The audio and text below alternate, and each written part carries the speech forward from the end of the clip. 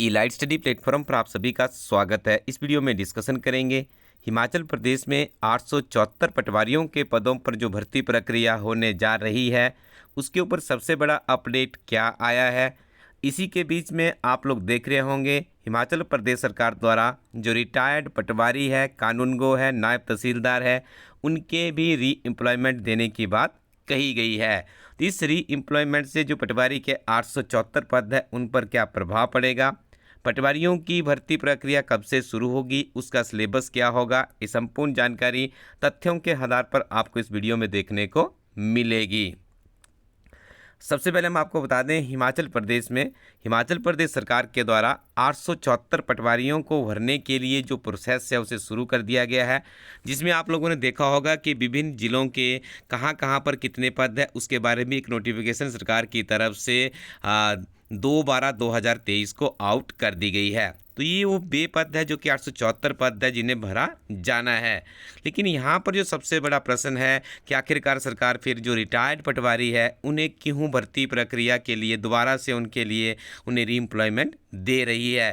तो देखिए, सबसे पहले तो आप इतना क्लियर कर लीजिएगा कि इस री एम्प्लॉयमेंट से जो पटवारी के 874 पद है उसके ऊपर किसी भी तरह का कोई भी प्रभाव नहीं पड़ेगा।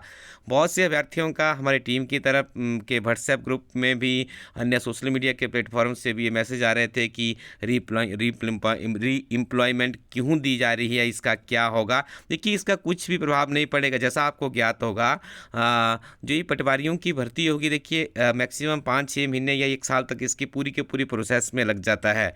उसके बाद 1 वर्ष की ट्रेनिंग करनी पड़ती है। तो ट्रेनिंग के बाद ही देखिए पटवारी अपनी सेवाओं में आ पाएंगे। और वर्तमान में आप भी देखते होंगे हिमाचल प्रदेश में बहुत से पटवारियों के पद खाली पड़े हुए हैं। अभी आपने देखा होगा हिमाचल प्रदेश में सदी की सबसे बड़ी आपदा आई थी, तो उस आपदा में भी पटवारियों का बहुत ही अहम रोल रहता है।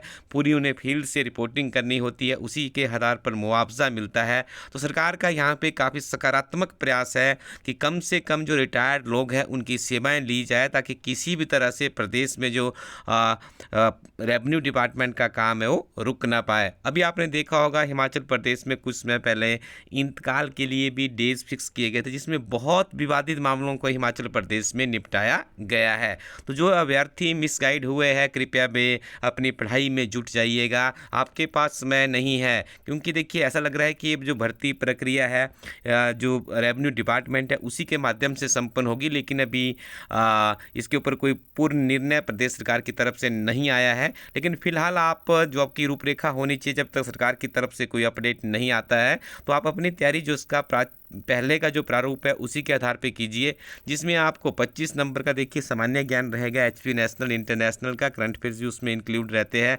25 नंबर की आपको इंग्लिश आएगी, तो आपको इंग्लिश भी अच्छे से अपनी प्रिपेयर करनी होगी। 25 मार्क्स का इसमें मैथमेटिक्स और 25 की इसमें रीजनिंग रहती है। तो ये आपका 100 मार्क्स का सिलेबस रहेगा। फिलहाल आप इसी को फोकस कीजिए, सुबह उठ के अपने न्यूज़पेपर से शुरुआत कीजिए, उसके नोट्स बनाइए। इलाइट स्टडी टीम भी आप लोगों के लिए अब करंट अफेयर की सीरीज एटसेट्रा जितना भी संभव हो पाएगा इस यूट्यूब चैनल के माध्यम से आप लोगों के लिए अध्ययन सामग्री हमारी टीम भी लेकर आएगी। तो आप इन सारी चीज़ों का लाभ उठाते रहिएगा। और देखिए, जिन रिटायर्ड पटवारियों को भरने की बात की जा रही है उनकी संख्या है 448, जिसमें पटवारियों के महज 220 पद है, कानून गो के यहाँ पे 199 पद है और नायब तहसीलदार के 29 पद है। देखिए, पटवारियों की जिस यहाँ पे भी क्लियर किया गया इस न्यूज़ में कि जो सारी भर्ती प्रक्रिया है नियुक्ति तक के लिए 3 वर्ष का समय लग सकता है।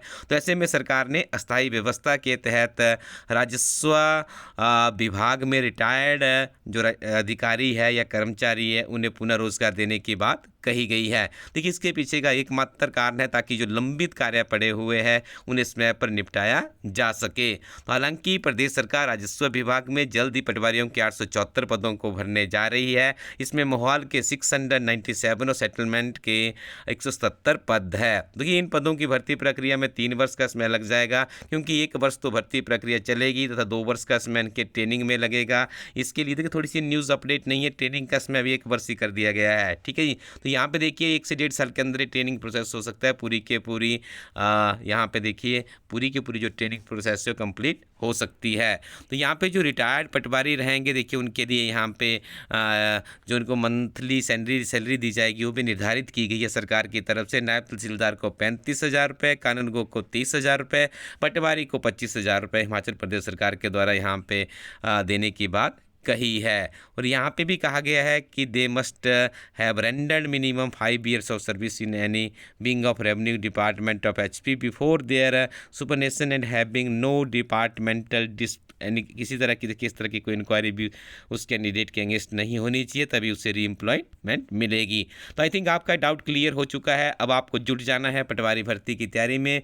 जो ये न्यूज़ आपके समक्ष थी इसमें किसी भी तरह का जो आपकी करंट पटवारी की भर्ती है इसका कोई भी लेना देना नहीं है। आप अपने आप को फोकस्ड कीजिए और अपनी तैयारी में बिल्कुल तन मन धन से जुट जाइएगा।